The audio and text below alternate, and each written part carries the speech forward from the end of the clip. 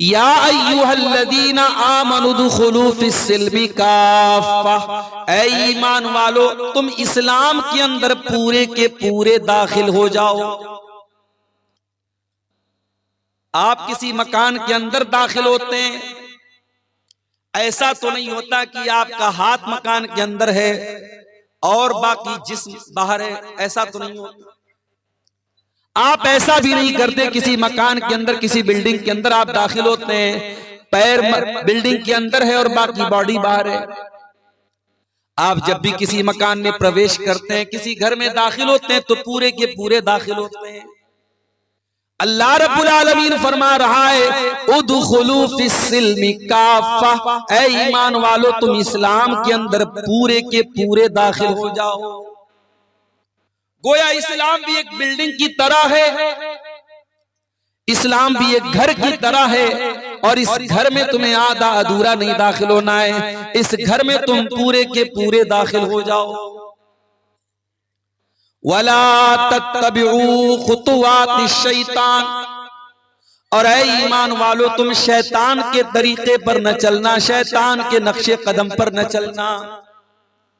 इन्नहु लकुम अदुव्वुम मुबीन, शैतान तुम्हारा सबसे बड़ा दुश्मन है, खुला हुआ दुश्मन है। वो छुप करके दुश्मनी नहीं कर रहा है, खुल करके दुश्मनी कर रहा है। भाई एक दुश्मन हमारा वो होता है, दुश्मन है लेकिन हमको मालूम नहीं, उससे बचना थोड़ा मुश्किल होता है। शैतान कोई ऐसा दुश्मन नहीं है जो छुपा हुआ है, शैतान पहले दिन से हमारा दुश्मन है। हमारे बाप आदम को इसी ने जन्नत से निकलवाया, हमारी माँ हव्वा को इसी ने जन्नत से निकलवाया।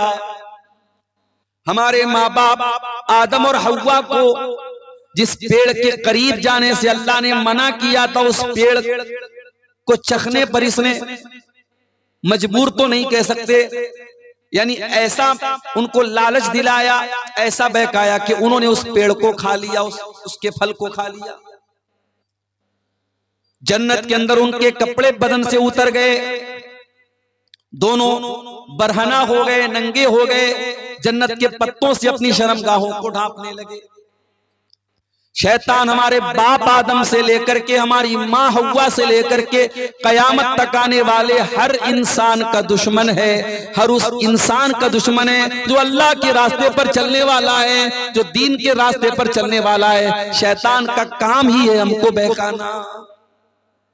शैतान तो वादा करके आया अल्लाह ताला से, शैतान खामोश नहीं बैठा है, शैतान वादा करके आया है। सुम्मा लातियन्नहुम मिन बैनि अयदीहिम व मिन खल्फिहिम व अन अयमानिहिम व अन शमाइलिहिम व ला तजिदु अक्तरहुम शाकिरीन। ऐ अल्लाह मैं तेरे ज्यादातर बंदों को बहकाऊंगा, ऐ अल्लाह आगे से भी बहकाऊंगा, पीछे से भी बहकाऊंगा, दाएं तरफ से भी बहकाऊंगा, बाएं तरफ से भी बहकाऊंगा, ऐ अल्लाह हर तरफ से तेरे बंदों को बहकाऊंगा। व ला तजिदु अक्तरहुम शाकिरीन, और तेरे ज्यादातर बंदे तेरे नाशुक्रे हो जाएंगे। नाशुक्रे हैं कि नहीं?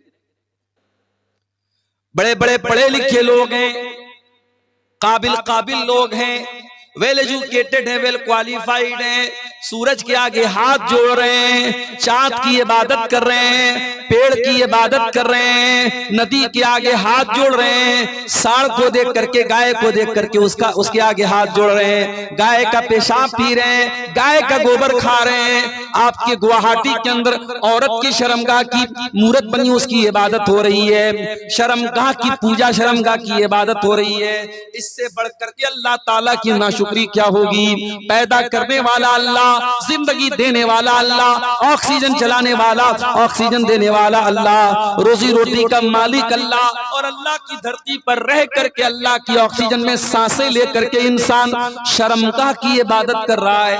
इससे बढ़ के नाशुक्री क्या होगी? अभी हमारे उत्तर प्रदेश में 12 साल पर हमारे गैर मुस्लिम भाइयों का एक त्योहार आता है, महाकुंभ के नाम से। अभी वो चल रहा है, बड़ी भीड़ है, अभी ट्रेनों में, रोड पर सफर करना बड़ा मुश्किल है। इलाहाबाद के अंदर, प्रयागराज के अंदर सारे देश भर से संत साधु आए हुए हैं। मीडिया वाले खूब कवरेज दे रहे हैं। उसमें ऐसे भी साधु लोग आते हैं, ऐसे भी बाबा लोग आते हैं। कोई 10 साल से अपना हाथ ऐसे उठाए हुए है और उसी को बहुत बड़ी इबादत समझ रहा है। कोई नंगा हो करके, मादर जात बरहना है, नंगा है, बदन पर एक कपड़ा नहीं, शर्मगाह नजर आ रही है। औरत आती है, उस नंगे बाबा के आगे सजदा करती है, उसकी शर्मगाह को छू करके आशीर्वाद देती है और मीडिया वाले उसको कवरेज दे रहे हैं। मेरे प्यारे साथियों, इस मंजर को देख करके इंसानियत भी शर्मा जाए, इंसान भी शर्मा जाए कि ये क्या हो रहा है। शर्मगाह की इबादत हो रही है और इंसान नंगा घूम रहा है और उसको दीन समझा जा रहा है, उसको सवाब समझा जा रहा है। ये सारे मनाजिर देखने के बाद क्या हमारे और आपके दिल में ये जज्बा पैदा नहीं होता कि ऐ अल्लाह, तेरा बहुत बड़ा करम और एहसान है कि तूने हमें मुसलमान बनाया। हमारी औकात नहीं थी, हमारी हैसियत नहीं थी कि हम अपनी सूझबूझ से इस दिन को कबूल करते। बड़े बड़े दानिश्वर, बड़े बड़े पढ़े लिखे बुद्धिजीवी लोग इसी मुल्क में रहते हैं, इस्लाम कबूल नहीं कर रहे हैं, तौहीद कबूल नहीं कर रहे हैं। ऐ अल्लाह, हम इस बात की गारंटी कैसे ले सकते थे? ये तो तेरा करम है, तूने हमें मुसलमान बनाया है। कभी गौर करना मेरे प्यारे साथी, हमारे अंदर कोई सुरखाब का पर लगा हुआ है? अल्लाह ने कौन सी ऐसी खास बात हमारे अंदर देखी हमको मुसलमान बना दिया? ये बस उसका करम है, उसकी कृपा है, उसकी रहमत है, वरना हम किस लायक है मेरे प्यारे साथी। इसीलिए जन्नती जब जन्नत में जाएंगे तो क्या कहेंगे? वक़ालुल हम्दुलिल्लाहिल्लज़ी हदाना लिहाज़ा वमा कुन्ना लिनहतदिय लौला अन हदानल्लाह। ऐ अल्लाह, तेरा करम और तेरा शुक्र है, तूने हमको हिदायत की नेमत से नवाजा, इस्लाम की नेमत से नवाजा। ऐ अल्लाह, अगर तू हमको हिदायत न देता तो हमें ये हिदायत नहीं मिल सकती थी, हम इस हिदायत को नहीं पा सकते थे। ऐ अल्लाह, तेरा करम है कि तूने हमको हिदायत से नवाजा। ये अल्लाह का बहुत बड़ा एहसान है मेरे प्यारे साथ। इसीलिए पांचों टाइम की नमाज में हम बार बार अल्लाह ताला से क्या दुआ करते हैं? इहदिनस सिरातल मुस्तकीम। ऐ अल्लाह, तू सिरात मुस्तकीम पर हमको चलाना, अपने सीधे रास्ते पर चलाना, इस्लाम के ऊपर चलाना। सिरातल लज़ीना अनअमता अलैहिम। ऐ अल्लाह, उनके रास्ते पर चलाना जिनके ऊपर तेरा करम हुआ, तेरा इनाम हुआ। ऐ अल्लाह, नबियों के रास्ते पर चलाना। ऐ अल्लाह, सिद्दीकीन के रास्ते पर चलाना। ऐ अल्लाह, शुहदा के रास्ते पर चलाना। ऐ अल्लाह, सालिहीन के रास्ते पर चलाना। गैरिल मग़दूबि अलैहिम वलद्दाल्लीन। ऐ अल्लाह, उनके रास्ते पर तू न चलाना जिनके ऊपर तेरा गजब नाजिल हुआ, उनके रास्ते पर न चलाना जो भटक गए। ऐ अल्लाह, यहूद और नसारा के तरीके पर न चलाना। ये दुआ करते हैं सूरह फातिहा की शक्ल में, पांचों टाइम की नमाज में, हर रकात में हम ये दुआ करते हैं। ये इतनी बड़ी नेमत है मेरे प्यारे साथियों, इस्लाम के इस नेमत को हम बार बार अल्लाह से, इसीलिए कुरान में हमको ये दुआ सिखाई गई, रब्बना ला तुज़िग़ क़ुलूबना बअद इज़ हदैतना व हब लना मिन लदुनका रहमह इन्नका अंतल वह्हाब।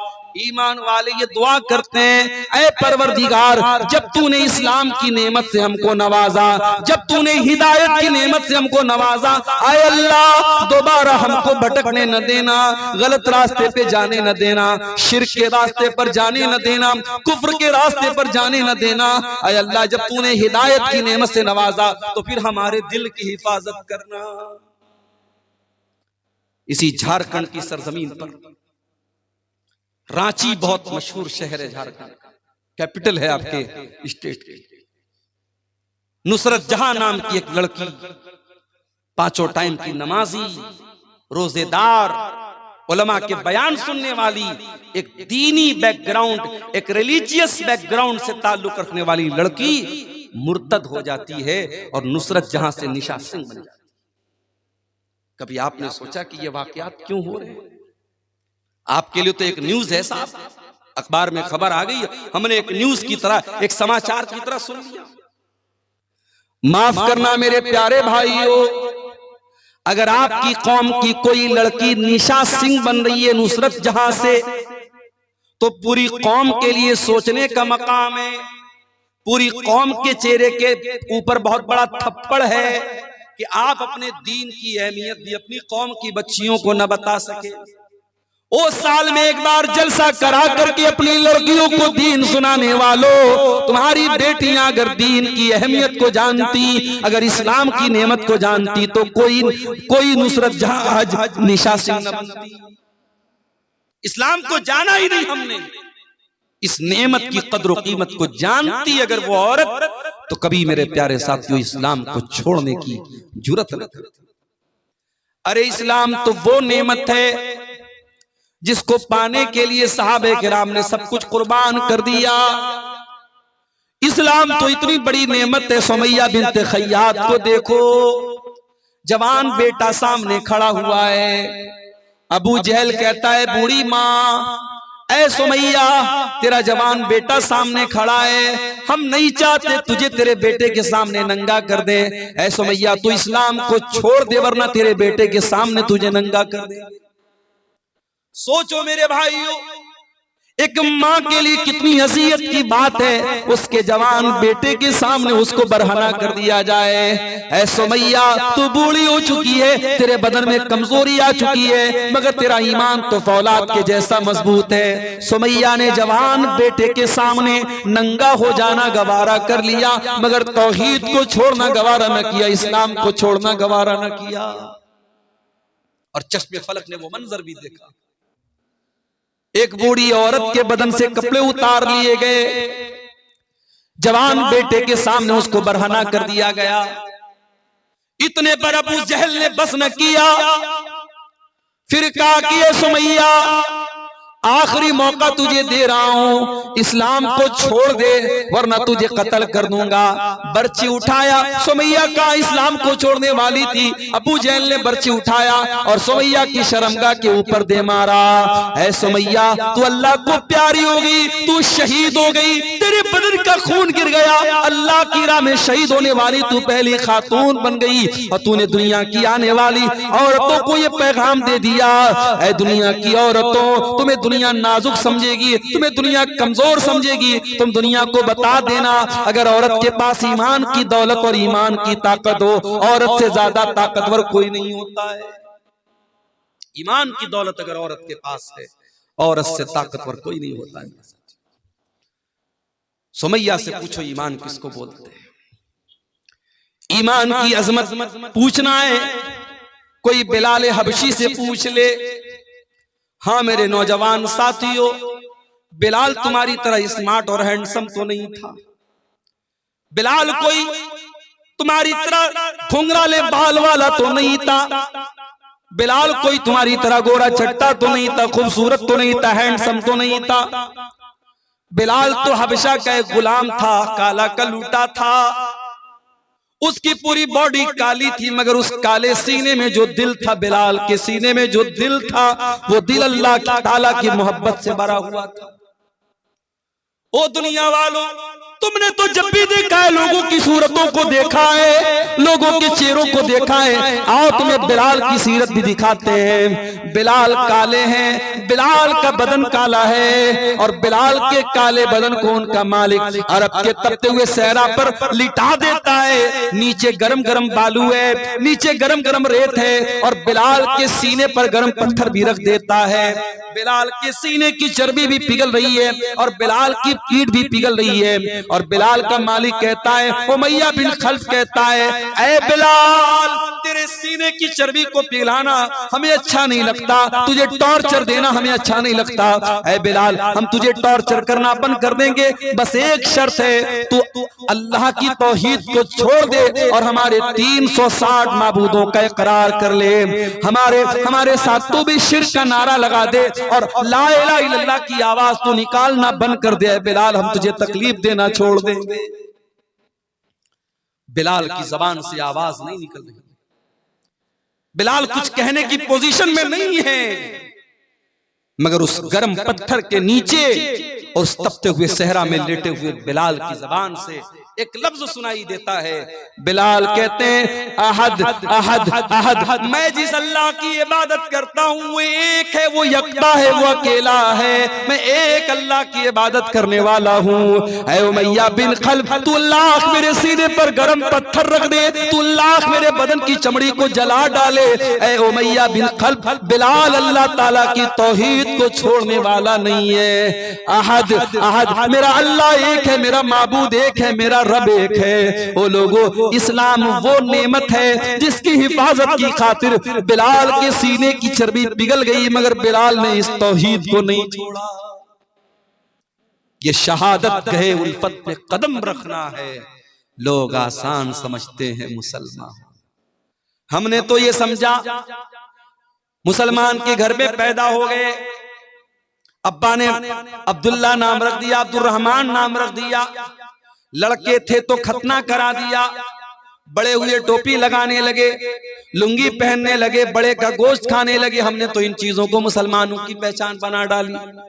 ओ लोगों, इस्लाम इतना आसान तो नहीं है, ये तो शहादत गए उल्फत में कदम रखना है। लोग आसान समझते हैं मुसलमान होना, लोग आसान समझते हैं मुसलमान होना। इस्लाम ये फूलों की सेज नहीं है मेरे प्यारे साथियों, ये कांटों भरा रास्ता है। इस्लाम पर चलते हुए कदम कदम पर ऐसे मौके आएंगे जब आपको अपनी ख्वाहिशात का गला घोटना पड़ेगा, अपनी इच्छाओं को मारना पड़ेगा, अपनी डिजायर्स को खत्म करना पड़ेगा, तब जाकर के आप अल्लाह ताला की जन्नत को सकते हैं।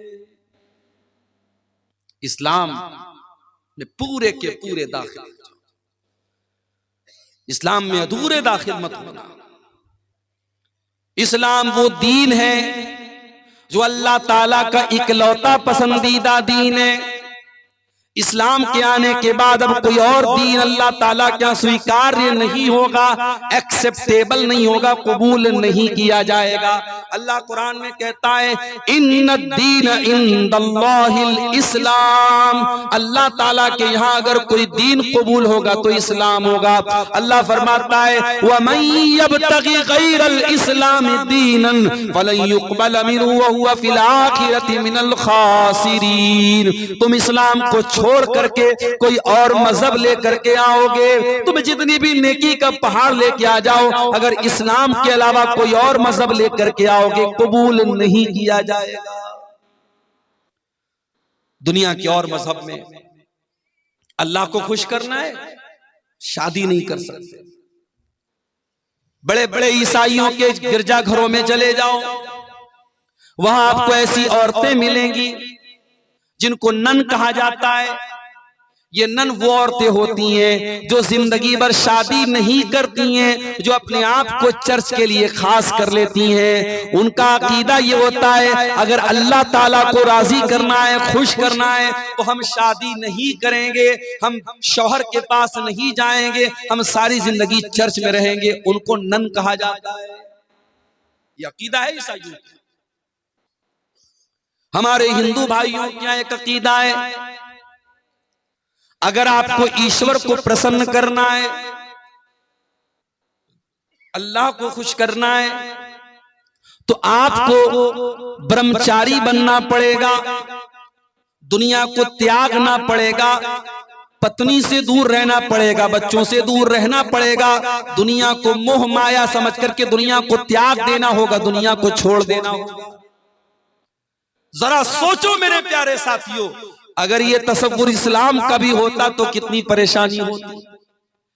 आए अल्लाह तेरा शुक्र है तूने हमें मुसलमान बनाया और इस्लाम जैसा दीन हमको दिया जिसमें दुनिया को त्यागने का, दुनिया को छोड़ने का हुक्म नहीं दिया गया, बल्कि कुरान में अल्लाह हमको दुआ सिखाता है कि ऐ मेरे बंदो ये दुआ पढ़ा करो, रब्बना आतिना फिद दुनिया हसना व फिल आखिरति हसना व क़िना अज़ाबन नार। ऐ परवरदिगार हमारी दुनिया को भी अच्छा बना दे, हमारी आखिरत को भी अच्छा बना दे और हमें जहन्नम की आग से तू बचा ले। ये कुरान की सबसे जामे दुआ है और ये वो दुआ है मेरे प्यारे साथियों। अगर आपने कभी हज किया होगा, कभी उम्रा किया होगा, जब आप तवाफ करते हैं खाने काबा का तो हजर अस्वद और रुकन यमानी के बीच में इस दुआ को पढ़ते हैं। ये इतनी प्यारी दुआ है।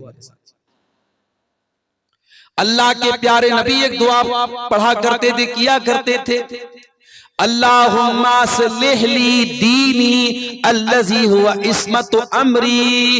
ऐ अल्लाह मेरे दीन को ठीक कर दे, क्योंकि मेरे मामले की बुनियाद तो मेरे दीन के ऊपर है। व अस्लिह ली दुनियाया अल्लती फीहा माशी, और अल्लाह मेरी दुनिया को भी ठीक कर दे, क्योंकि जिंदगी तो मुझको दुनिया के अंदर गुजारना है।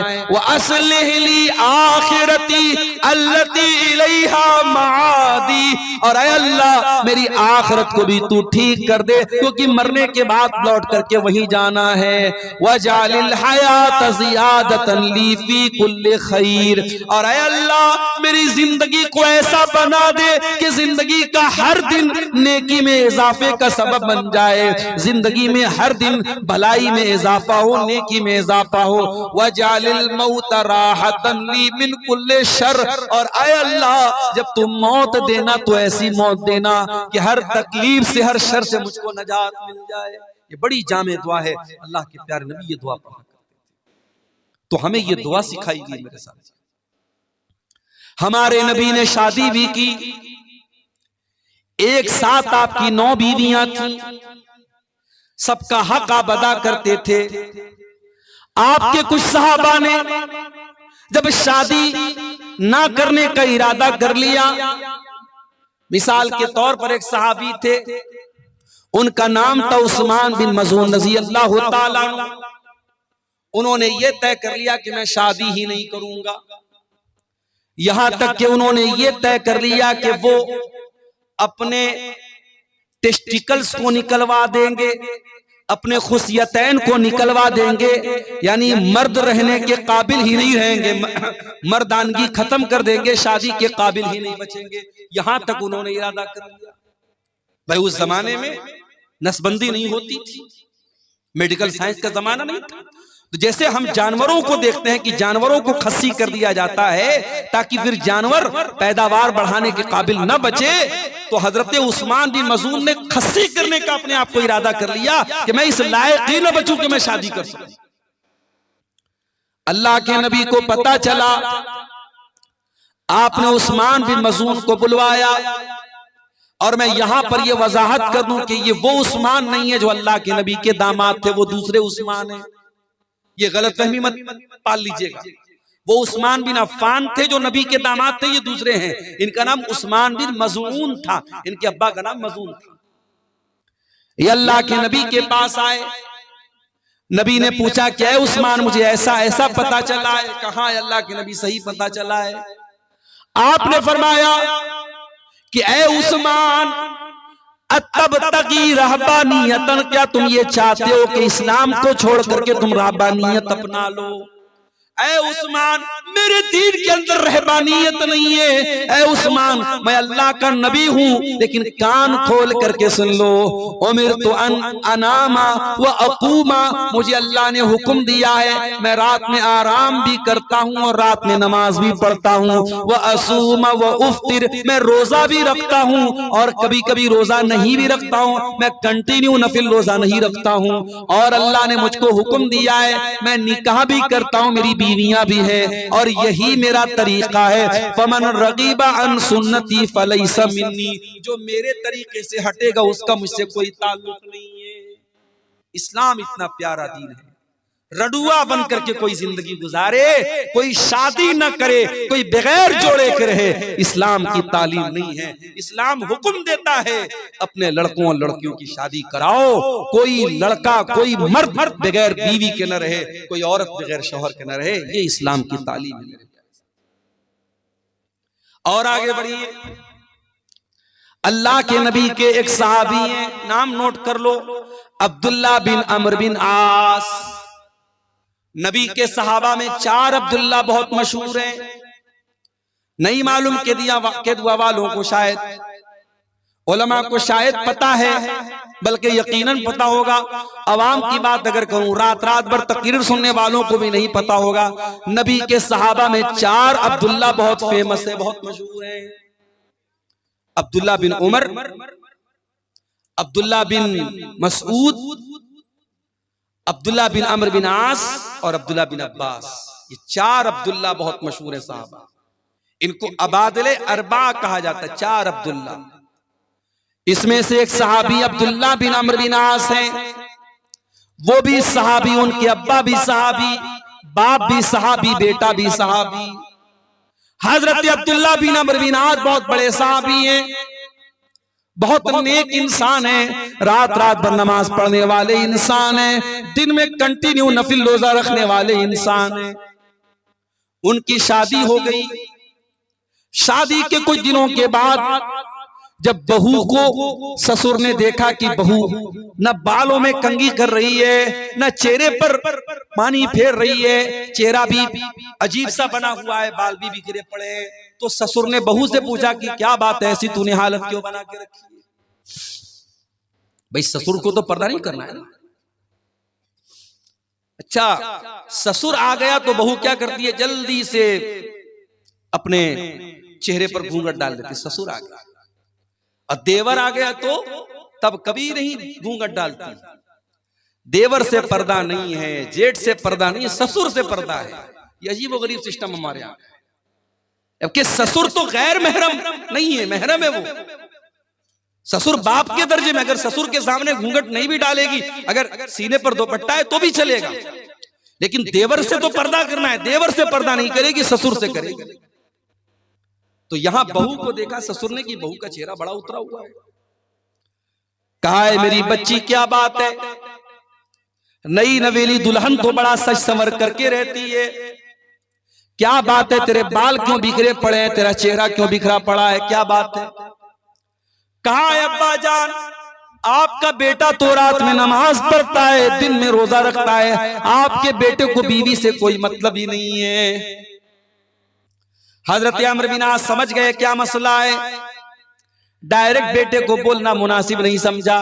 अल्लाह के रसूल सल्लल्लाहु अलैहि वसल्लम के पास आए, अरे अल्लाह के नबी, मेरे बेटे की नई नई शादी हुई है और ये हाल है, बीवी का हक अदा नहीं कर रहा है, बीवी के पास भी नहीं जाता है, रात रात भर नमाज पढ़ता है, दिन में रोजा रखता है।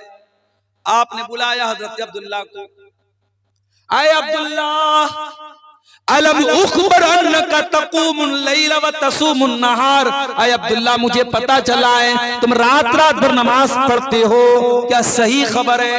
हाँ अल्लाह के नबी, सही बात है। आए अब्दुल्ला, मुझे पता चला है तुम दिन में कंटिन्यू रोजा रखते हो, क्या सही खबर है? हाँ अल्लाह के नबी, सही खबर है। आए अब्दुल्ला, कल तक अकेले थे, आज शादी हो चुकी है, बीवी तुम्हारे घर आ चुकी है। अरे अब्दुल्ला, कान खोल करके सुन लो, देखो मुझे देखो, मैं नमाज भी पढ़ता हूँ और रात में आराम भी करता हूँ, मैं रोजा भी रखता हूँ और कभी कभी रोजा नहीं भी रखता हूँ, मैं कंटिन्यू नफिल रोजा नहीं रखता हूँ और मैंने निकाह भी किया है। अरे अब्दुल्ला, इन्ना लिअयनिका अलैका हक्का व इन्ना लिज़ौजिका अलैका हक्का व इन्ना लिरब्बिका अलैका हक्का। अय अब्दुल्ला, तेरे शरीर का भी तेरे ऊपर हक है, तेरी बीवी का भी तेरे ऊपर हक है, तेरे रब का भी तेरे ऊपर हक है। अय अब्दुल्ला, अल्लाह का हक भी अदा करो, बीवी का हक भी अदा करो, मेहमान का हक भी अदा करो और अपने शरीर का भी हक अदा करो। सबका हक दो, सबको सबका हक दो। ये है इस्लाम की खूबसूरती और ये है इस्लाम की तालीम। मेरे प्यारे साथियों, वो प्यारा दीन हमें और आपको, मगर हमने क्या किया, हमने इस इस्लाम को बहुत लिमिटेड बना दिया। मस्जिद के अंदर आए, अल्लाहु अकबर, हाथ कहां बांधा, सीने पर बांधा। क्यों बांधा? अब्दुल गफ्फार साहब, नमाज में हाथ कहां बांधना है? अब्दुल गफ्फार साहब ने हदीस पढ़ के सुनाई, अल्लाह के नबी सीने पर हाथ बांधते थे, आपने बराबर सीने पर हाथ बांधा। रुकू में गए, मौलवी साहब जब रुकू में जाएंगे तो पीठ कैसी होगी? मौलवी ने हदीस पढ़ के सुनाई, जब रुकू में जाए तो पीठ बिल्कुल बराबर होनी चाहिए, सर के लेवल के बराबर होनी चाहिए, न ऊंची होनी चाहिए न नीची होनी चाहिए। रुकू से उठा, समी अल्लाहु लिमन हमीदा रब्बना वलकल हम्दु हम्दन कसीरन तय्यबन मुबारकन फी। सजदे में गया। मौलवी साहब सजदा करते वक्त कौन कौन सी चीजें जमीन पर होनी चाहिए? मौलवी साहब ने हदीस पढ़ के सुनाई। अल्लाह के प्यारे नबी फरमाते हैं, उमिरतु अन अस्जुदा अला सबति आज़ुम, मुझे हुक्म दिया गया है कि सजदे के अंदर 7 हड्डियां जमीन पर होनी चाहिए। दोनों हाथ जमीन पर होना चाहिए, दोनों पैर का घुटना जमीन पर होना चाहिए, दोनों पैर का पंजा, पैर की जो हथेली है वो जमीन पर होनी चाहिए, और इसी तरीके से माथा और नाक, माथा और नाक दोनों एक में है। ये 7 चीजें सजदे में होनी चाहिए। नमाज में आप मुकम्मल हदीस को फॉलो करो। एक एक मसला पूछ रहे हैं मौलवी साहब। मस्जिद के बाहर निकले, दुकान पर गए, कस्टमर आया, हाजी साहब ये माल, ये कपड़ा, ये सामान कितने का देंगे? हाजी साहब कहते अल्लाह की कसम मुझे 100 का पड़ा है, तू 110 दे दे। वही हाजी साहब जो मस्जिद में नमाज का तरीका मौलवी साहब से हदीस की रोशनी में पूछ रहे थे, जब मार्केट में आए, जब बिजनेस करने आए, जब कारोबार करने आए, तो झूठी कसम खा करके अपने माल की गलत कीमत बता दी। ओ लोगों, तुमने ये क्यों समझ लिया कि इस्लाम तुम्हारे कारोबार पर अप्लाई नहीं होता? इस्लाम कारोबार से बाहर किसी चीज का नाम है। ओ लोगों, इस्लाम एक मुकम्मल ज़ाबिते हयात का नाम है, इस्लाम एक मुकम्मल लाइफ स्टाइल का नाम है। इस्लाम अगर आपको नमाज पढ़ने का तरीका बताता है तो इस्लाम आपको कारोबार करने का तरीका भी बताता है। जब आप बिजनेस करेंगे, कारोबार करें, अल्लाह के नबी ने फरमाया कि वहां झूठ नहीं बोलना है, वहां धोखाधड़ी नहीं करना है, वहां किसी हराम माल का बिजनेस नहीं करना है। कारोबार करने का भी आपको तरीका बताया। यहां तक कि जब आप पेशाब करने जाते हैं, लेटरीन करने जाते हैं, इस्तिंजा कैसे करना है उसका भी तरीका बताया गया। घोड़े और कुत्ते की तरह खड़े होकर के पेट की जिप खोल करके कहीं पर भी पेशाब कर लेना और शर्मगाह को न धुलना, इस्तिंजा न करना, माफ करना, ये मुसलमान का तरीका नहीं है, ये जानवरों का तरीका है, मुसलमान का तरीका नहीं है। हजरत सलमान फारसी रजी अल्लाह ताला अन्हु के पास एक मर्तबा यहूदी आए और यहूदियों ने आकर के मजाक उड़ाते हुए कहा कि ऐ सलमान फारसी, तुम्हारे नबी ने तो तुम्हें सब कुछ सिखाया है, तो ये भी सिखाया होगा पेशाब कैसे किया जाए, पाखाना कैसे किया जाए। कहा कि हाँ ए यहूदियों, हमारे नबी ने पेशाब और पाखाना करने का तरीका भी हमको बताया है। अमरना अल्लाह नस्तकबिल क़िबलत वला नस्तदबिरहा, हमारे नबी ने हमें हुक्म दिया है जब इस्तिंजा करने बैठे तो किबला की तरफ, पश्चिम की तरफ ना चेहरा करें न पीठ करें। और हमारे नबी ने हमको मना किया कि 3 से कम ढेले के जरिए इस्तिंजा न करें, और हमारे नबी ने मना किया कि हम गोबर या हड्डी से इस्तिंजा न करें। ये 3 हुक्म हमारे नबी ने तो हमें पेशाब और पाखाना करने का दिया है। गोया यहूदी तो मजाक उड़ाने के लिए आए थे, मगर सलमान फारसी ने जवाब दे दिया कि ऐ यहूदियों, तुम सही कह रहे हो, हमारे नबी ने हमारे लिए कोई चीज नहीं छोड़ी, हमारे नबी ने हमें पेशाब और पाखाना करने का तरीका भी हमको। शादी हो गई आपकी, बीवी के पास आपको मिलने जाना है। हो सकता है ये टॉपिक दुनिया के लिए बहुत अजीब व गरीब टॉपिक हो, इस टॉपिक पर बात करना है गुनाह माना जाता हो, लेकिन इस्लाम इस टॉपिक पर भी बात करता है। और बीवी से मिलने के वो तरीके जो नाजायज और हराम है, इस्लाम उनसे मना करता है। आज हमारे नौजवानों में गंदी फिल्मों के जरिए, पॉर्न मूवीज के जरिए बहुत सारे गलत तरीके बीवी से मिलने के राइज हो चुके हैं। आज इसकी भी जानकारी करने की जरूरत है कि मियां बीवी के ताल्लुकात के सिलसिले में इस्लाम क्या कहता है। बहुत सारे गलत और नाजायज तरीके राइज हो चुके हैं और हमारे नौजवानों में जो बहुत सारे तरीके ऐसे मशहूर हो चुके हैं शहवत पूरी करने के जो हराम और नाजायज है। कोई अपने हाथों से अपनी शहवत को बर्बाद कर रहा है, अपने शरीर को बर्बाद कर रहा है, और कोई शादीशुदा इंसान अपनी बीवी के साथ जो नेचुरल तरीका है उससे हट करके गैर फितरी तरीके से, जानवरों से भी बदतर जो तरीका है उस तरीके के साथ अपनी बीवी के पास जाता है। मेरे प्यारे साथियों, इस्लाम ने बीवी से मिलने के आदाब भी हमको बताए हैं। अल्लाह के नबी फरमाते हैं, इज़ा अता अहदुकुम अहलहू, जब तुम में से कोई अपनी बीवी के पास जाए तो मुलाकात करने से पहले ये दुआ पढ़े, बिस्मिल्लाह अल्लाहुम्मा जन्निबना शैतान व जन्निबिश शैतान मा रज़क़तना।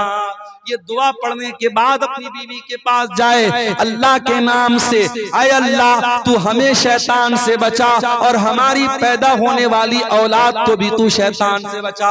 अल्लाह के प्यारे नबी फरमाते हैं, अगर कोई ये दुआ पढ़ने के बाद बीवी से मुलाकात करेगा, अगर औलाद पैदा होगी, अगर अल्लाह ने मुकद्दर में औलाद लिखी है तो शैतान उस औलाद को नुकसान नहीं पहुंचाएगा। बड़ी छोटी सी दुआ है, लेकिन आज हमें से बहुत सारे लोग बड़े दीनदार हैं मगर ये छोटी छोटी बातें हैं। मेरे प्यारे साथियों, इस्लाम तो हमें बीवी से मिलने के आदाब भी हमको बताता है। और आगे बढ़िए, शादी ब्याह उसको हमने बिल्कुल खारिज कर दिया इस्लाम से। चाहे आपके इस इलाके की अंसारी बरादरी हो, चाहे हमारे बनारस के अंसारी समाज के लोग हों, चाहे आपके कटिहार के शेरशाबादी समाज के लोग हों, मुसलमानों में शादी में बहुत सारी फजूल किस्म की रस्म रिवाज आ गई। कहीं जहेज धड़ल्ले से चल रहा है, बाकायदा डिमांड हो रही है। हमारे पहचान के एक साहब हैं, वो बिहार, एक बेतिया एक जगह है बिहार में, बेतिया के रहने वाले हैं, कई बेटियां हैं उनकी, सरकारी टीचर हैं। तो एक मर्तबा उनकी किसी बेटी का रिश्ता लगा, तो मैंने पूछा कि मास्टर साहब आपकी बेटी का जो रिश्ता लगा है लड़का क्या करता है? तो कहा कि लड़का राजगीर का काम करता है, जो मकान वगैरह बनता है मिस्त्री का काम करता है। तो जाहिर है मिस्त्री का काम करता है तो एक लेबर क्लास का ही काम है, कोई बहुत हाई फाई काम तो नहीं है। तो उन्होंने कहा, रोते हुए कहा, बड़े दर्द के साथ कहा कि मौलाना साहब राजगीर का काम करता है वो लड़का, लेकिन 5 लाख रुपए की डिमांड किया है उसने। क्या कहेंगे आप? जितना क्वालिफाइड दामाद है उसी के हिसाब से डिमांड हो रही है, और जहेज मांगने वाला भी पक्का मुसलमान और जहेज देने वाला भी पक्का मुसलमान। मेरे प्यारे साथियों, नबी के दौर में हजारों शादियां हुई, नबी ने 11-11 शादियां की, नबी ने 4 बेटियों की शादी की, सहाबे किराम ने निकाह किया। न वहां बारात था, न वहां जहेज था, न वहां मंगनी की रस्म थी, न वहां हल्दी की रस्म थी। बड़े सिंपल तरीके से निकाह हो जाता था। हमारे यहाँ आज शादी ब्याह में पूरा का पूरा सिस्टम ही गड़बड़ है। बस एक काम सुन्नत के मुताबिक होता है, बल्कि वो भी सुन्नत के मुताबिक नहीं होता है। निकाह पढ़ाने के लिए हम मौलवी साहब को बुलाते हैं और मौलवी साहब बेचारे आते हैं और बाकायदा लड़का के पास निकाह कबूल कराने के पहले लड़की के पास जाते हैं और लड़की से कबूल करवाते हैं। हमारे बनारस में भी ये रिवाज है। मैं तो कई बार तकरीरों में बोल चुका हूं कि भाई लड़की के पास काजी साहब, मौलवी साहब को जाकर के कबूल करवाने की कोई जरूरत नहीं है। इस्लाम में लड़की को कबूल नहीं करना है, कबूल करने का काम लड़के को करना है। अभी कल की बात मैं आपको बताऊं, बनारस में एक निकाह पढ़ाना था। हमारे एक दोस्त की बहन की भाई की शादी थी, निकाह पढ़ाने में गया तो अब वो सिस्टम तो वही था, लड़की के यहाँ भी जाना था, पर्दा लगा हुआ था, उधर लड़की बैठी है। अब फलां बिनते फलां आपका निकाह फलां के साथ हो रहा है, क्या आपको कबूल है? लड़की अंदर से रो रही है, बेचारी तड़प रही है। उसकी माँ समझा रही है, चची लोग समझा रही, बेटा बोल दे बोल दे बोल दे। बड़ी देर के बाद लड़की बोलती हाँ कबूल है। अच्छा भाई, निकाह नामा में लेकर के गया था मैंने, उसमें बता दिया भाई लड़की की यहाँ साइन करा लो, सिग्नेचर करा लो। अब निकाह नामा जब अंदर से आया बाहर तो देखा इतनी बड़ी सी पेन उसके साथ, खूबसूरत सी पेन, उस पर जो है नग वगैरह जड़े हुए हैं और मोर का पंख लगा हुआ है और उस पर इंग्लिश में कुछ लिखा हुआ है। मैंने देखा तो लिखा तो कबूल है, उस पेन के ऊपर लिखा हुआ है कबूल है। तो आजकल ये ड्रामेबाजी चल रही है। दुल्हन के लिए बाकायदा ऐसा दुपट्टा आ रहा है, दुपट्टे पर लिखा रहता फलाने की दुल्हन, अब्दुल्ला की दुल्हन, अब्दुर्रहमान की दुल्हन। यानी जब तक वो बेचारी दुपट्टा नहीं पहनेगी लोग नहीं समझेंगे कि किसकी दुल्हन है, किसी और की दुल्हन समझ लेंगे उसको। अजीब व गरीब तमाशे हो रहे हैं। नकाब पहन करके लड़कियां आजकल चलती हैं, नकाब के ऊपर एक पट्टी बनी है, पट्टी पर क्या लिखा, इस्लाम की शहजादी। अरे कैसी तू शहजादी है रे, कैसी शहजादी है तू नकाब की को बदनाम कर रही है। अगर वाकई में तो इस्लाम की शहजादी है तो अपने इस नकाब को सिंपल कर ले। आज देहातों में बहुत सारी जगहों पर देखते हैं नकाब के ऊपर लाइट लगी है, खूबसूरत सी लाइट लगी, चमक रही। अरे भाई नकाब के ऊपर लाइट का क्या काम है? तो ये सब ढकोसलेबाजी हम कर रहे हैं मेरे प्यारे साथियों, माफ करना, इस्लाम इन ढकोसलेबाजियों का नाम नहीं है। इस्लाम बड़ा सिंपल दीन है, दूसरे के तरीके पर और दूसरों के नक्शे कदम पर चलने की कोशिश मत करो मेरे प्यारे साथियों। अल्लाह के नबी ने फरमाया लतत्तबिउन्ना सुनन मन कान क़ब्लकुम शिब्रम बिशिब्रिन व ज़िराम बिज़िरा।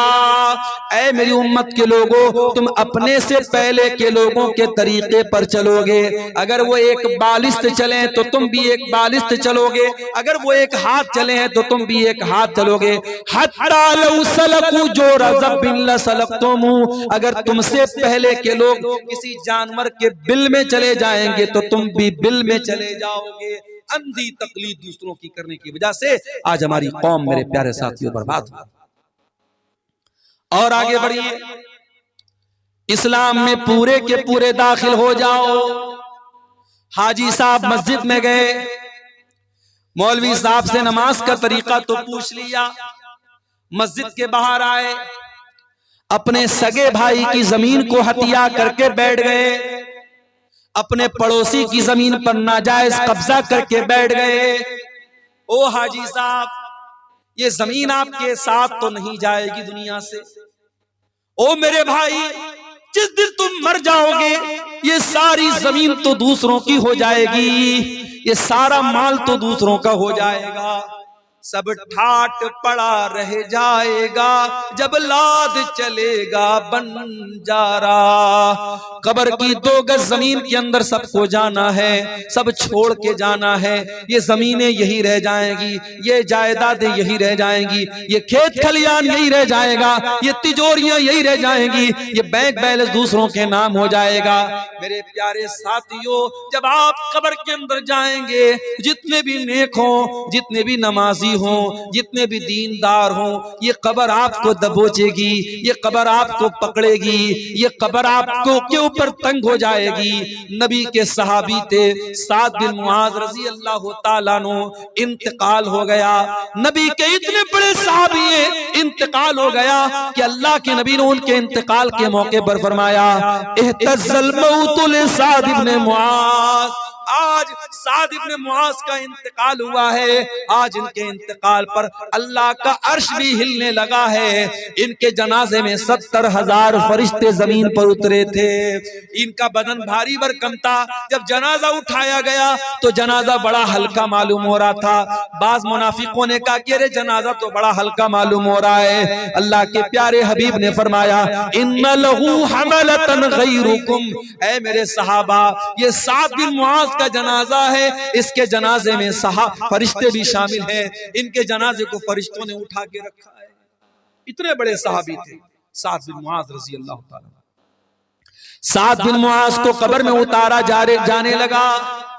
सहाबे किराम भी साइड में खड़े हैं, अल्लाह के प्यारे नबी भी कब्र के पास खड़े हैं। जब जनाजे को कब्र में उतारा जाने लगा, अचानक अल्लाह के नबी के चेहरे की रंगत बदल गई। अल्लाह के नबी के चेहरे पर डर तारी हो गया, आपके चेहरे पर खौफ तारी हो गया और आपने 3 मरतबा फरमाया सुबहान अल्लाह, सुबहान अल्लाह, सुबहान अल्लाह, अल्लाहु अकबर, अल्लाहु अकबर, अल्लाहु अकबर। आपने 3 मरतबा मरतबा तकबीर पढ़ी, 3 मरतबा तस्बीह पढ़ी, सहाबा ने भी तस्बीह पढ़ी, सहाबा ने भी तकबीर पढ़ी। सहाबा ने कहा अल्लाह के नबी क्या बात है, आप क्यों घबराए घबराए से लग रहे हैं, क्यों आप 3 मरतबा तस्बीह पढ़ रहे हैं, क्यों आप 3 मरतबा तकबीर पढ़ रहे हैं। आपने फरमाया ऐ मेरे सहाबा तज़ायक़ाला साहिबिकुम अल कब्र, तुम्हारे इस साथी की कब्र इनके ऊपर तंग हो गई, इनकी कब्र ने इनको दबोचा था, इनकी कब्र ने इनको पकड़ा था, और जितनी देर इनकी कब्र ने इनको पकड़ा था ऐ मेरे सहाबा मैं भी डर गया और मैंने अल्लाह की तस्बीह पढ़ी, अल्लाह की तकबीर पढ़ी। ऐ मेरे सहाबा इन्ना लिल कब्रि ज़ग़ततन लौ नजा मिन्हु अहदुन लनजा साद इब्न मुआज़, अगर कब्र के दबोचने से कोई बच जाता तो साद बिन मुआज़ बच जाते। ओ लोगो, जब नबी का सहाबी नहीं बचा, हमारी और आपकी क्या हैसियत है। ओ नमाजियों, ओ तहज्जुद पढ़ने वालों, ओ रोजा रखने वालों, ओ कुरान पढ़ने वालों, ये कब्र तो तुमको भी पकड़ेगी, ये कब्र तो तुमको भी दबोचेगी। ओ लोगो, उस कब्र की जिंदगी के बारे में कभी सोचो, कभी उसकी तैयारी करो। ये नाजायज की जायदादें, ये नाजायज जमीनें, ये नाजायज दौलत दूसरे लेके चले जाएंगे, दूसरे मौज मस्ती करेंगे और तुम कब्र में उसकी सजा झेलोगे। ये कोई फायदे का सौदा नहीं, ये घाटे का सौदा है मेरे साथ। हराम कमाई ला करके दूसरों की जिंदगी बना रहे हो और अपनी आखिरत बर्बाद कर रहे हो। भाई भाई की जमीन पर कब्जा कर रहा है, पड़ोसी पड़ोसी की जमीन पर कब्जा कर रहा है। अल्लाह के नबी फरमाते हैं ओ लोगों कान खोल करके सुन लो, मैं एक इंसान हूं, मेरा फैसला गलत भी हो सकता है कि 2 लोग जमीन का फैसला मेरे पास कराने के लिए आए और एक इंसान बड़ी चिकनी चुपड़ी बात करने वाला हो और उसकी बात के फेवर में मैं फैसला कर दूं और दूसरे के खिलाफ कर दूं, जिसका हक था उसको न मिले दूसरे को दे दूं, ऐसा हो सकता है। मैं इंसान हूं, मुझसे गलती हो सकती है। ऐ मेरे सहाबा, अगर कभी ऐसा हो जाए और जमीन जिसकी नहीं थी मैंने जमीन उसके हक में दे दी, तो कान खोल करके सुन लो, इन्नमा अक़तउ लहू क़िताअतम मिनन नार, मैं जमीन का टुकड़ा नहीं दे रहा हूं, मैं जहन्नम की आग का टुकड़ा दे रहा हूं। ओ जमीनों में बेईमानी करने वालों, ओ जायदादों में दूसरों का हक मारने वालों, अल्लाह के वास्ते तौबा कर लो। ये जमीनें तुम्हारे साथ कब्र में नहीं जाएंगी, ये जायदादें तुम्हारे साथ कब्र में नहीं जाएंगी, ये बड़े घाटे का सौदा है।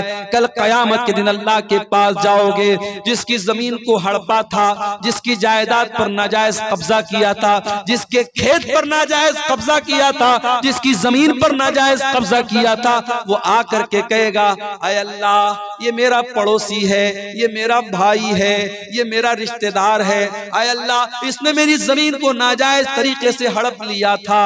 अल्लाह वहां ये नहीं कहेगा ऐ बंदे तू जमीन के बदले जमीन दे दे, तू पैसे के बदले पैसा दे दे। दुनिया में पैसे के बदले पैसा दे सकते हो, जमीन के बदले जमीन दे सकते हो। अल्लाह के यहाँ करेंसी चेंज हो जाएगी। सऊदी अरब में इंडिया का पैसा नहीं चलता, पाकिस्तान में इंडिया का पैसा नहीं चलता, बांग्लादेश में टका चलता, इंडिया का पैसा नहीं चलता, रियाल सऊदी अरब में रियाल चलता, इंडिया का पैसा नहीं चलता। ओ लोगों, कयामत के दिन की करेंसी क्या होगी? वहां दुनिया का पैसा नहीं चलेगा, वहां दुनिया की जमीन नहीं चलेगी। वहां अगर किसी का हक मारा है तो आपको अपनी नेकी देना पड़ेगा, आपको अपनी नमाज देना पड़ेगा, आपको अपना रोजा देना पड़ेगा, आपको अपना सदका खैरात देना पड़ेगा, आपको अपनी ज़कात देनी पड़ेगी। और जब सारी नेकी खत्म हो जाएगी और फिर भी कोई लाइन में खड़ा है, ऐ अल्लाह इसने मेरा भी हक मारा है, मेरी जमीन पर भी कब्जा किया है, मेरे साथ भी ज़्यादती की है, अल्लाह के नबी फरमाते हैं कि फिर सामने वाले के गुनाह इसके ऊपर लादे जाएंगे और जो इंसान दुनिया से बहुत सारी नेकी लेकर के आया था वही इंसान गुनाहों से लदा हुआ जहन्नम की आग में फेंक दिया जाए। इसलिए मेरे प्यारे साथियों, मैं फिर से वही आयत पढ़ रहा हूं सूरह बकरा की, या अय्युहल्लज़ीना आमनू उदखुलू फिस्सिल्मि काफ़ा, ऐ ईमान वालो इस्लाम में पूरे के पूरे दाखिल हो जाओ। अपने कारोबार में भी मुसलमान बनो, अपनी जमीन जायदाद के मामले में भी मुसलमान बनो, हुकूकुल्लाह के मामले में भी मुसलमान बनो, हुकूकुल इबाद के मामले में भी मुसलमान बनो। अगर बाप हो एक अच्छे बाप, बेटे हो एक अच्छे बेटे, शौहर हो एक अच्छे शौहर, सारे गांव के लिए बहुत अच्छे हो, बीवी से कभी प्यार से बात नहीं करते। अरे तू कैसा नबी का मानने वाला है? तेरे नबी अपनी बीवियों के नखरे उठाया करते थे, बीवियों के साथ हंसी मजाक किया करते थे। अल्लाह के प्यारे नबी फरमाते हैं, खैरुकुम ले अहलिही वाना खैरुकुम ले अहली। ओ लोगो, तुम में सबसे बेहतरीन इंसान वो है जो अपनी बीवी के लिए अच्छा है, और मैं अपनी बीवी के लिए सबसे अच्छा हूँ। प्यारे नबी अपनी बीवियों के लिए सबसे अच्छे थे। ओ लोगों, अच्छे शौहर बनो, अच्छे बाप बनो। आज तो हमारा हाल क्या है? हमारे बच्चों को तो मोबाइल पालता है। 3 साल का बच्चा है, खाना नहीं खाता, माँ ने यूट्यूब दे दिया। 5 साल का बच्चा है, बच्चा परेशान कर रहा था, माँ ने मोबाइल दे दिया। आपका बच्चा तो मोबाइल से पल रहा है, यूट्यूब से पल रहा है। ओ लोगों, अपने बच्चों को टाइम दो। एक मर्तबा ट्रेन में मैं सफर कर रहा था, एक गैर मुस्लिम लड़का लड़की आपस में बात कर रहे। मुझे नहीं मालूम कि भाई बहन थे या मियाँ बीवी थे, कौन थे मुझे नहीं मालूम, आपस में बात कर रहे थे। ट्रेन की बात बता रहा हूं। तो लड़के ने कहा कि आजकल छोटी छोटी बच्चियां प्यार मोहब्बत के नाम पे क्या क्या कर रही, 8-8 साल की 10-10 साल की लड़कियां, वो भी प्यार मोहब्बत के चक्कर में पड़ी हुई। तो जो लड़की थी ट्रेन के अंदर, उस लड़की ने बड़ी पॉइंट की बात की। उसने कहा कि छोटी छोटी बच्चियां अगर गलत रास्ते पर जा रही हैं तो ये जिम्मेदारी किसकी है कि उनको सही गलत का फर्क बताएं? ये जिम्मेदारी माँ बाप की है, ये जिम्मेदारी गार्जियन की है। तो लड़का बोला कि गार्जियन कितना ध्यान देगा, गार्जियन कितना भी देखेगा। तो लड़की ने कहा कि गार्जियन अपने आप को झोंक दे। आज का दौर वो दौर है। वो गैर मुस्लिम लोग थे, उनकी बातें, मैं ट्रेन में बैठा था। आजकल का तो माहौल ऐसा है, ट्रेन पर भी आप ज्यादा किसी से बात नहीं कर सकती, अपनी अपनी सीट पर आदमी बैठा रहता है। लेकिन वो बातचीत जो हो रही थी मैं सुना तो मुझे वो बात बड़ी वजनदार लगी। उस लड़की ने कहा कि आज के दौर में अगर अपनी बच्चियों की परवरिश करना है तो अपने आप को कुर्बान करना पड़ेगा, तब आप बच्चियों की परवरिश कर सकते। मेरे प्यारे साथियों, जमाना बड़ा नाजुक है। आपकी जवान होने वाली बेटियों को बहकाने के लिए हजारों रास्ते मौजूद हैं। फेसबुक मौजूद है, इंस्टाग्राम मौजूद है, व्हाट्सएप मौजूद है। स्कूल का गंदा माहौल है, कॉलेज का गंदा माहौल है, सोशल मीडिया है, इलेक्ट्रॉनिक मीडिया है, प्रिंट मीडिया है, शैतान के फितने हैं। आपकी जवान होने वाली नस्ल को बर्बाद करने के बहुत सारे रास्ते हैं। अगर आपने ध्यान न दिया, अगर आपने अपने आप को कुर्बान नहीं किया अपने बच्चों की तरबियत के लिए, कल पछताना पड़ेगा। अगर आपने आज ध्यान न दिया, कल बहुत सारी नुसरत जहां ऐसी सामने आ जाएगी जो निशा सिंह बन जाएगी। आपकी मुसलमान लड़कियां बड़ी तेजी के साथ मुर्तद हो रही हैं। मैं झारखंड में गांव गांव जाके कह रहा हूं, मैं बिहार के गांव गांव जाके कह रहा हूं, ओ लोगों, अपनी औरतों को दीन पहुंचा दो। साल में एक बार जलसा कराने से काम नहीं चलेगा। बार बार सुनाओ, बार बार बताओ, किताबों का मुताला करवाओ, पढ़ाओ लिखाओ। अपने गांव में लड़कियों का इदारा अगर है तो उस इदारे की कदर करो। अपनी बच्चियों को इदारों में पढ़ाओ, अपनी औरतों को सही पर्दा कराओ, अपनी मस्जिदों में औरतों का इंतजाम कराओ, और जुमा के खुतबे में ये सुनिश्चित करो, ये यकीनी बनाओ कि हर जुमा के खुतबे में औरतें भी आपकी मस्जिद पर आए। ये 1 साल का जलसा करा लेने से, जो जलसे में भी क्या होता है, कुछ औरतें बेचारी पिंडाल में बैठी हैं, कुछ औरतें बैठ करके वहां बाहर मार्केट में कुछ खा रही हैं, पी रही, कुछ मटर गश्ती कर रही हैं, कुछ इधर टहल रही हैं, कुछ उधर टहल रही हैं। ये कोई आप मस्जिद से बड़ा बेहतरीन माहौल कहीं नहीं हो सकता। जुमा के खुतबे में आधा घंटा की तकरीर सारे लोग सुकून से वजू करके सुनते हैं। अगर आपके घर की औरतें जुमा का खुतबा सुनेंगी, बार बार ये बात तकरीरों में कहता हूं, साल में 52 जुमा का खुतबा होता है। अगर आपके घर की औरतें 52 मरतबा जुमा में जाएंगी, इंशाअल्लाह दीन की बहुत सारी मालूमात वो लेकर के जाएंगी। तरबियत के लिए टाइम निकालना पड़ेगा मेरे साथ। इसीलिए अरबी का एक शायर कहता है, लईसल यतीम मन इंतहा अबवाहु मिन हम्मिल हयाती व खल्लफाहु जलीला। अरे यतीम वो नहीं है जिसके माँ बाप दुनिया से चले गए हो। इन्नल यतीम हुवल्लज़ी तल्का लहू उम्मन तखल्लत औ अब मशगूला। अरे यतीम तो वो बच्चा है जिसकी माँ के पास समय नहीं है, जिसके बाप के पास टाइम नहीं है, जो अपने बच्चों की तरबियत के लिए वक्त नहीं निकालता है। इसलिए मेरे अजीजों, अपने बच्चों की तरबियत के लिए वक्त निकालो, इस्लाम में पूरे के पूरे दाखिल हो जाओ, एक अच्छे बाप बनो, एक अच्छे शौहर बनो, एक अच्छे मुरब्बी बनो, ताकि आपकी आने वाली नस्लें दीनदार बने। इस समाज के फितरों से अगर अपनी आने वाली नस्लों को बचाना है, मेरे अजीजों, अपने आप को नेक और दीनदार बनाओ। जब तक हम खुद दीनदार नहीं बनेंगे, अपने बच्चों को दीनदार नहीं बना सकते।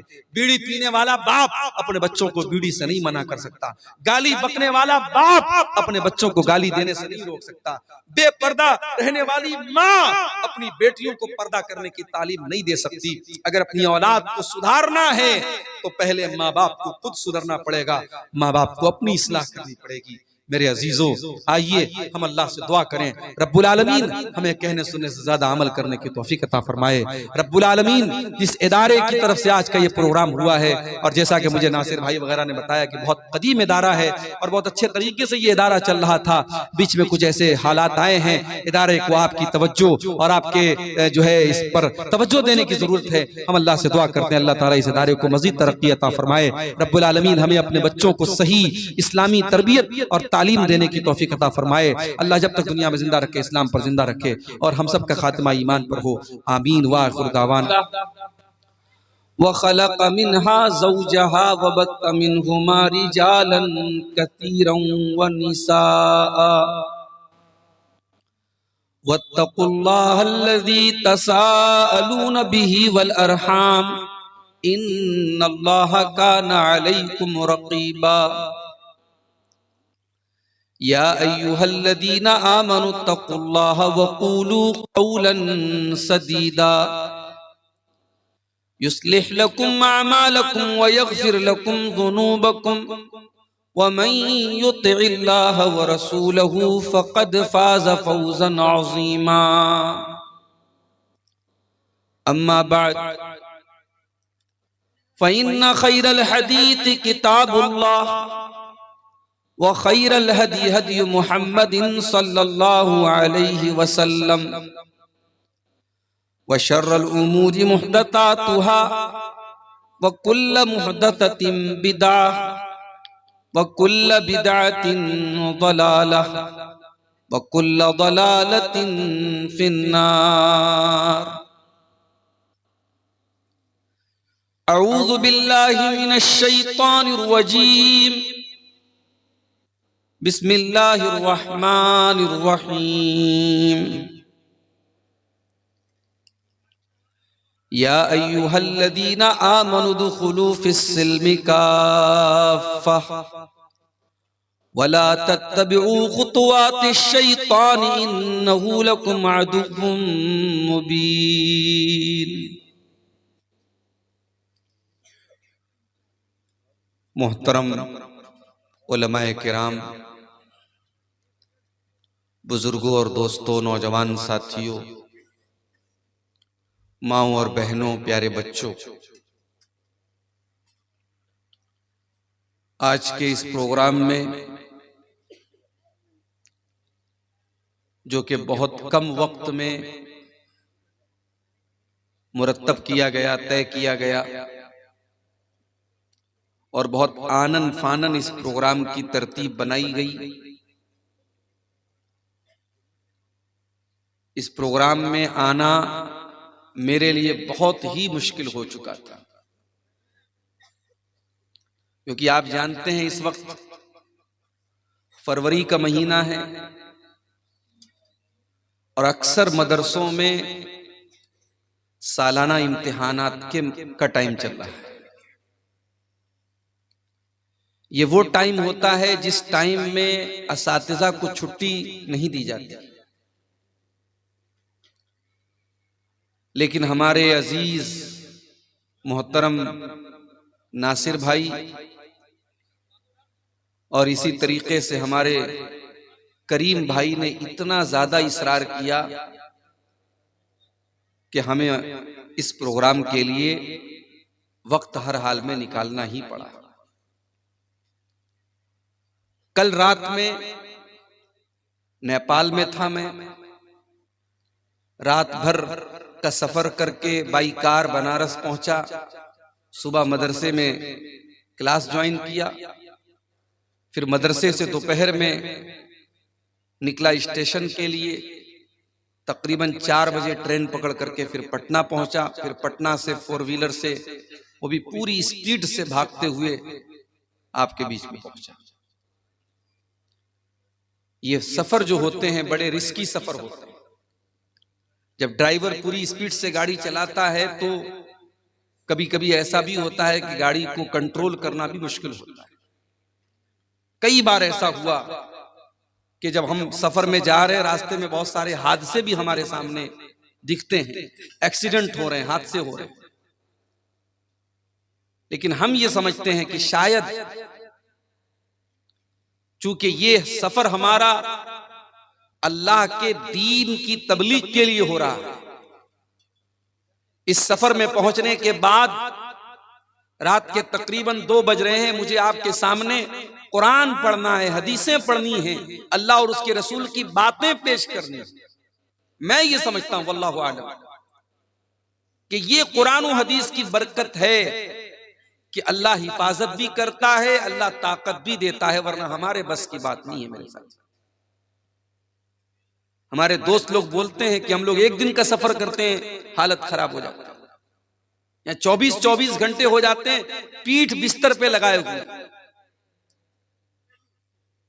लेकिन अल्लाह तबारक व तआला से यही दुआ भी करते हैं कि जब तक जिस्म जान है, ताकत है, अल्लाह ताला कुछ काम अगर ले रहा है तो अल्लाह ताला इसको कबूल भी फरमा ले, और लोगों के दिलों में जो मोहब्बत है, अकीदत है, अल्लाह ताला इसको भी बरकरार रखे और आखिरत में इसको नजात का जरिया बना दे।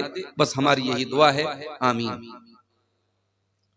मेरे भाइयों, मुझसे पहले आपने मुख्तलिफ उलमा की तकरीरों को सुना। अभी मुझसे ठीक पहले झारखंड की सरजमीन के नौजवान आलिम दीन शेख नूरुद्दीन साहिल साहब, गालिबन मैंने पूरी तकरीर नहीं सुनी, आखिर का थोड़ा सा हिस्सा मैंने सुना, गालिबन वो सहाबे किराम की अजमत पर आपके सामने खिताब कर रहे थे। उनके पहले झारखंड ही की सरजमीन से आए हुए शेख अबुल कलाम सलफी हफिज़हुल्लाह ने कयामत के ताल्लुक से बहुत सारी बातें आपके सामने रखी। आज मैं आपके सामने जो बात रखना चाहता हूं वो ये समझ लीजिए कि बस कुरान की एक आयत मैंने पढ़ी है, उसी आयत को थोड़ा सा एक्सप्लेन कर देना है, समझा देना है। अगर वो बात हमारी समझ में आ गई तो समझिए कि हमारी तकरीर कामयाब है। तो आइए पहले कुरान करीम की उस आयत का तर्जमा और मतलब देखते हैं जो अभी मैंने आपके सामने खुतबे मसनूना के बाद पढ़ी। यह आयत सूरतुल बकरा की है, कुरान के दूसरे पारे की आयत। या अय्युहल्लज़ीना आमनू उदखुलू फिस्सिल्मि काफ़ा, ऐ ईमान वालो दाखिल हो जाओ, प्रवेश करो, एंट्री करो, फिस्सिल्मि इस्लाम के अंदर,